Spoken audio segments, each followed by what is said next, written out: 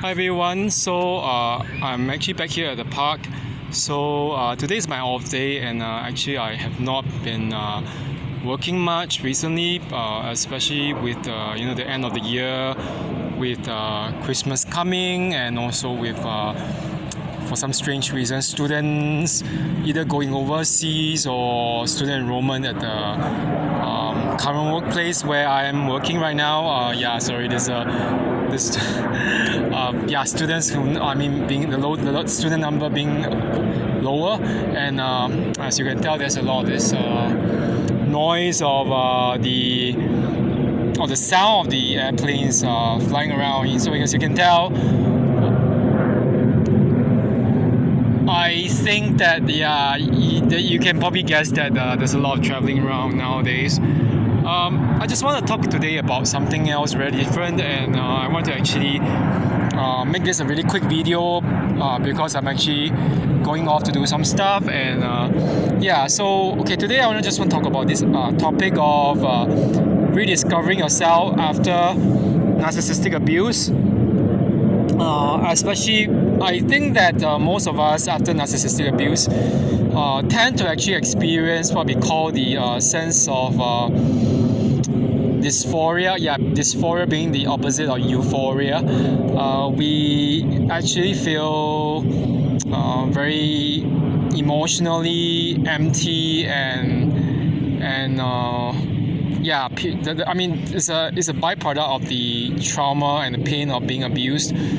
But that aside, I think that most of us, ironically, it's supposed to be a good time for us that we are free of the narcissist. But at the same time, I think that because it could happen right after you were discarded, or right after you discard the narcissist. So regardless of that, there's this feeling of dysphoria, partially because you are trying to process the abuse and what has happened in the relationship or relationship, depending on how you see it. But I just want to actually say that regardless of how you feel right after that period of time, there's always hope for healing and recovery, especially from my own end. I know that there was a website forum actually on Facebook I joined,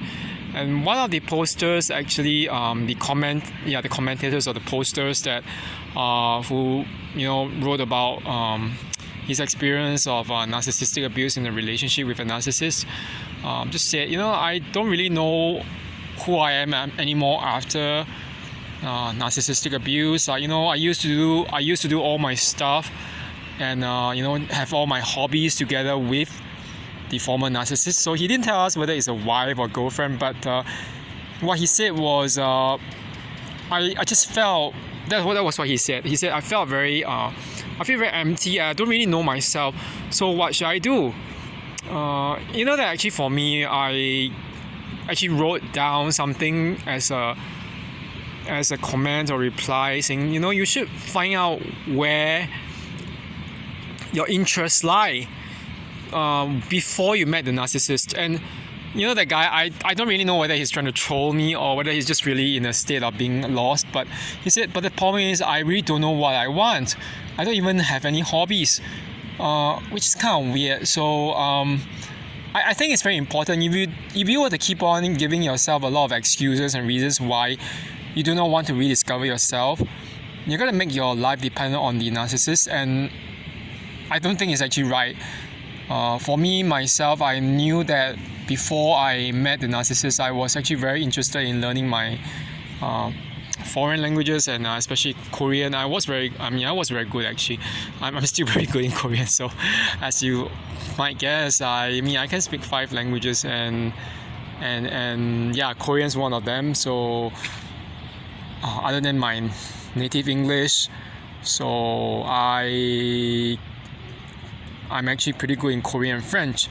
So the narcissist, the former narcissist in my life actually had an issue with Koreans. I have no idea why. I'm guessing that that is just probably an attempt to make me feel bad for being myself, having my interests and everything. So that I couldn't really have my freedom to actually perform my hobbies, or to enjoy my Korean pop music, or talk about anything like a series or the books I've read. That's the kind of things that narcissists actually really do to you. They try to make you lose your hobbies, or to stop having the chance to do those hobbies, because those are the few chances when you can actually be yourself, to rediscover yourself.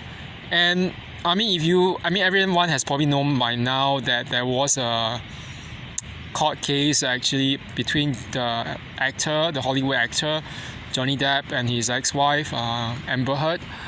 So in one of the few things that was being discovered, we know that actually Amber Heard actually didn't like Johnny Depp doing things like playing the guitar and the drums and the band music with his friends. She claimed that it was boring, and she didn't like him doing that when his friends come over. His friends like Paul Bettany, who is the actor as the Vision in the MCU, the Marvel Comics Universe games, Comics Universe movies. So the thing about a toxic narcissist, with Amber Heard as a good example, is that they simply do not want you to be yourself. They try to really force you to mold you into something that you are not, and that you possibly don't even want to be. So I think it's important that we discover ourselves, and to discover ourselves and who we really are, it actually can begin with very small things, such as our hobbies, things that we love to do, things we love to eat, things we love to make, things we love to learn, that were before we met the narcissist. So right now I think that I'm actually rediscovering myself as well, right after 6 years from the trauma and from the traumatic events and everything. I'm not saying that no one should be saying that they are fully healed, in the sense that it's not that easy, or not that it's not that simplistic, but I can say that at least right now I know that I can be very, very comfortable with being comfortable with my own hobbies. I love certain music, I love certain kinds of food, I can actually eat it, I can just do what I want to do, and those hobbies are the very basis for what I am as a person. I don't have to think about what the narcissist says about me and everything. So I can just ditch that fear of criticism, the fear of punishment or abandonment, just because I do certain things that the narcissist doesn't love. So I'm actually quite glad, but I think that for those who are still in the relationship, it's time to actually start rediscovering yourself. It starts really with ending that relationship and being in no contact. So but to rediscover yourself, you must actually go on to doing things that you really want to do without the narcissist, and also things that you were doing before you met the narcissist but had abandoned. So and of course I was saying that there was an event last week that I actually was involved in. For those who don't really know, I was actually competing in this fitness competition. It's like under the Muscle Mania Federation. So I actually and here is a regional fitness competition. There isn't any bodybuilding thing, but there were like few categories like fitness, model, and what else? Physique and classic. Classic as in classic physique. So but I think it's actually good that we rediscover ourselves. And back then when I was with the ex-narcissist loved to comment on me and what I wasn't interested in, saying, you're not really that interested in so-called fitness and bodybuilding, whatever. We didn't talk much in it when we were together for the 3 months, and I only recounted that you would talk about it twice, and blah blah blah blah, yada yada yada. I mean, it was an attempt to make me give up my hobbies. So that's the kind of things that narcissists make you do. They try to make you give up your hobbies. So I really believe that we should keep on doing what we need to do and want to do.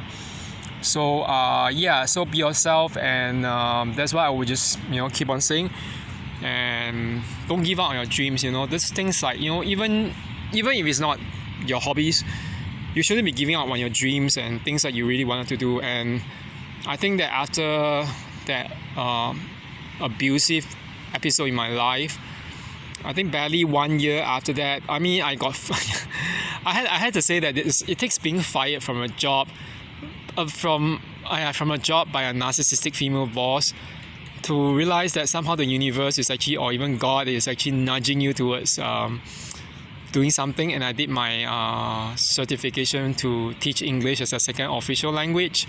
So that makes me a really certified TESOL, which means teaching of English as a second official language, or ESL, ESL teacher.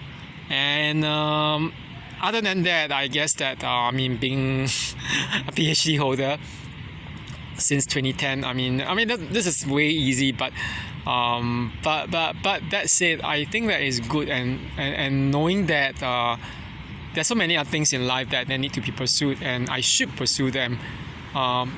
And that the narcissist can't stop you. No, they can't stop you if you are adamant of pursuing your dreams. So that's why I was actually competing in that competition last week.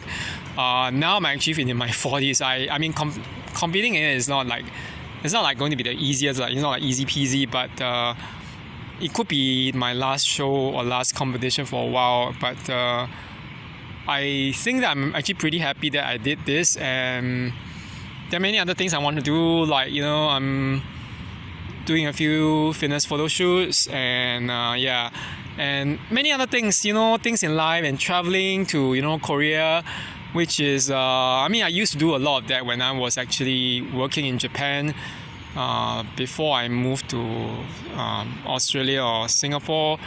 And no one should ever stop you from pursuing your passions and interests. So these are part of the process by which you rediscover yourself after narcissistic abuse. So I hope everyone realizes this and puts this in practice in their life.